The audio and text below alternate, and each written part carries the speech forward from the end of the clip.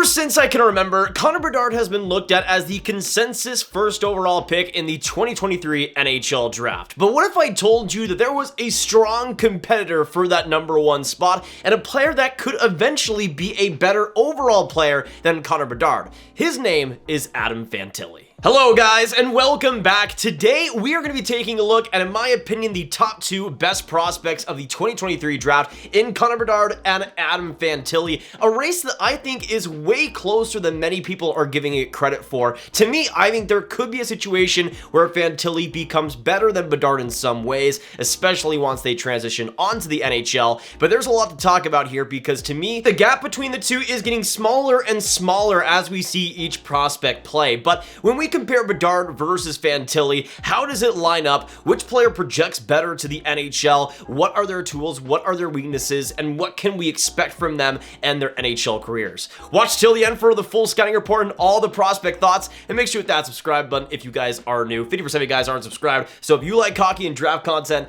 this channel is the place to be. And we are going to have so much content surrounding this 2023 draft over the next year, so make sure you stick around. Now, I know you're probably thinking, how could you possibly think that in any scenario, Adam Fantilli could be the better overall player than Connor Bedard? But let's just go through this for a second, because I would say at the beginning of the year, I would be exactly in your boat. I would think that Connor Bedard is for sure, without a doubt, the best player of the draft. But to me, even though at the start I would have said there is a much bigger gap between first and second than there is between second and third, to me now that couldn't be farther from the truth. I mean, even though I like Leo Carlsson, I like Matvei, Michkov, I like a lot of guys in that range, to me Fantilli is closer to Bedard than anybody else in this draft class, and there's so many reasons why. Now let's first compare what both prospects are doing in their draft years. Of course, you got Connor Bedard with a July birth date, relatively young compared to a lot of the draftees, but you of course have him playing in Regina with a pretty weak team, all things considered, especially offensively, but he has gotten an amazing season still so far, and the only WHL game that he has been held scoreless was his first game of the season. He has a 25-game point streak, and you see in those games he has 24 goals, 33 assists, 57 points, and has been absolutely marvelous. Then we go on to Adam Fantilli, who is a lot older, an October birth date, 18, center, 6'2", from Nobleton, Ontario, and you see this year with the University of Michigan, in 14 games, he has 10 goals, 15 assists for 25 points. But you also have to look at what both players are doing in their respective leagues. With Connor Bedard, he has 57 points, a 14-point lead above second place, with Andrew Crystal being a draft eligible as well, but a 2.19 points per game, which is just above Logan Stankoven, who's also been marvelous himself. And then you look in the NCAA, where Adam Fantilli is second in scoring. You have Ryan McAllister first with 29 points, and Adam Fantilli with 25. And of course, with the points per game, he's second as well, doing amazing things. And although he is older, to me, doing that well against NCAA competition is practically unheard of, and especially in today's age with how competitive it is extremely impressive to see him just do this and be so consistent on a day out and day in basis. But it's interesting because I think when you compare Bedard with Fantilli, they're both completely different players, and I want to preface that they are completely different players. With Connor Bedard, his bread and butter is that shot, putting himself in great positions, putting himself in high danger areas with that slot, and really surveying the ice extremely well. Has some of the best IQ, if not the best IQ of the draft, and he's able to use that with his shot thread and his overall silkiness to really just glide around defensemen, be able to make them look like jello, and really just control the entire offensive zone. Now, when it comes to Adam Fantilli, it's interesting because I think when it comes to Adam Fantilli, he has a whole different brand, but to me, I think in a lot of ways could be better suited for the NHL, especially in the first couple of years. To me, I can imagine Connor Bedard maybe going through a Jack Hughes kind of thing, where maybe his rookie season isn't lights out, isn't amazing, especially if he goes to a team like Arizona, for instance. But once he gets into his 20s, that's where we really start to see him be that elite, almost generational player in Bedard, who could be a generational player. But I think we're going to see him start a little bit slow. On Fantilli's side, though, I don't see that happening whatsoever. Obviously, the age does help. him being a lot older, but to me, the tools are way more interesting, at least physically, with Fantilli. The way he's able to grind play, the way he's able to get into scoring chances with his body, with his physicality, but also the way he's able to protect the puck and shield off opponents and get pucks, if he's not even in the slot, to other teammates and really control the pace and control the play. To me, Fantilli is going to be an amazing NHLer and a player that defensively, physically, offensively, and all the things you want to see will be an established, consistent guy for a very long time. If Connor Bedard is a Jack Hughes type of player, I see Fantilli's maybe a better defensive John Tavares, where he's consistent, you know what he's going to be, still is one of the best players in the NHL, but is going to be one of the most reliable as well. And as much as I like Connor Bedard, he cannot really hold a candle to what Fantilli brings physically along the boards, how he's able to regain possession easily along strong, good opponents,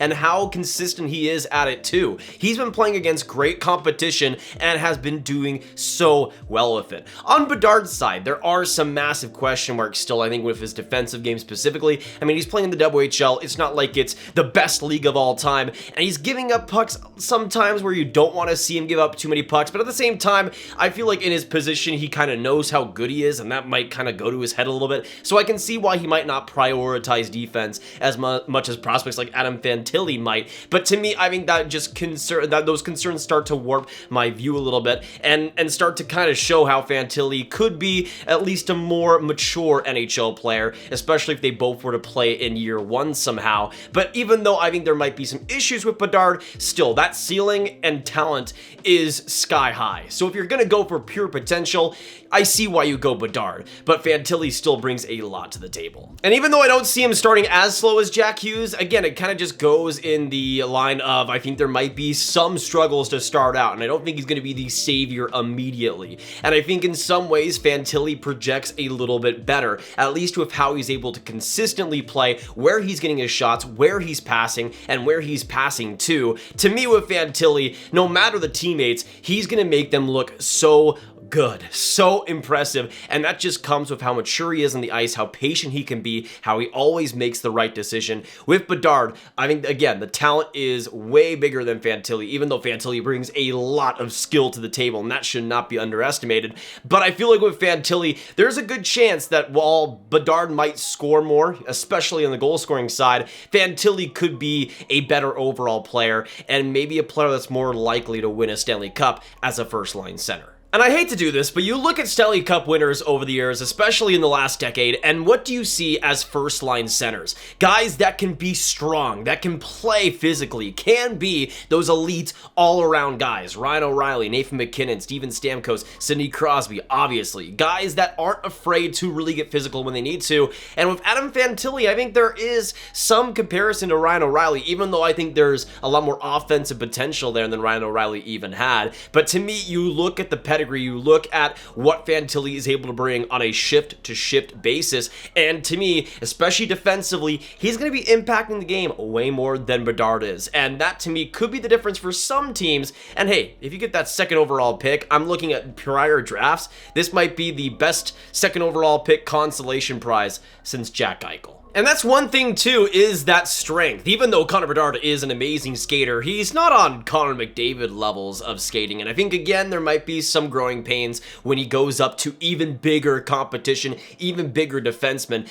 And especially with the way the NHL is heading, and heading pretty quickly, where you have these big defensemen that can skate, that can still be mobile. I think there might be, again, those growing pains where going up against those big guys will be a challenge. Meanwhile, for Fantilli, I mean, the NCAA is an NHL competition. But even if it was NHL competition, I still think Fantilli would be doing pretty well even today, because I think he's that physically ready and that mature in how he skates and the way he's able to control the pace, that I think he could already find some success. We'll see what happens, but I feel like that transition will be a lot friendlier to Fantilli than it will with Bedard. Now, I know I've bumped the tires of Adam Fantilli a lot. I personally still have Connor Bedard first overall on my rankings, and I'm not sure if that's going to change unless we see something drastic between these two players, but I don't really see that happening. I still have Bedard number 1 because for me personally, I like to bet on potential, and Bedard still has the best potential of this draft and the best skill of this draft in my opinion. But to me, Fantilli is really making that race interesting, and I think there's a less than 0% chance that Fantilli is the best player from the 2023 NHL draft. If you want to what do you want to quantify best as is up to you, but to me, the overall game, to me, I think he could be the best two-way player of this draft 110%. And to me, it's just gonna be so fun seeing him in his first year because he's going to adapt extremely well. And the teams that he could potentially go to, so many good ones out there, but a team like San Jose or heaven forbid the Anaheim Ducks, imagine Zegras and Fantilli down the middle. That would be nasty. But those are my reasons why Fantilli could be a better player than Connor Bedard, even if I personally still have Bedard first overall. But let me know your thoughts in the comments down below. Do you guys agree? Do you disagree? Do you think it's a clear-cut number 1 in Connor Bedard? Do you think Adam Fantilli has no chance being the better overall player? What are your thoughts on the two? Should there be a race between the two as well? Let me know your thoughts down below. Of course, make sure you share the video with all your friends out there, all the draft fans you guys know online. Click the card up there, hit that like button, subscribe, hit the notification bell for more draft content just like this, and I will see you in the next one. Have a good one, and goodbye.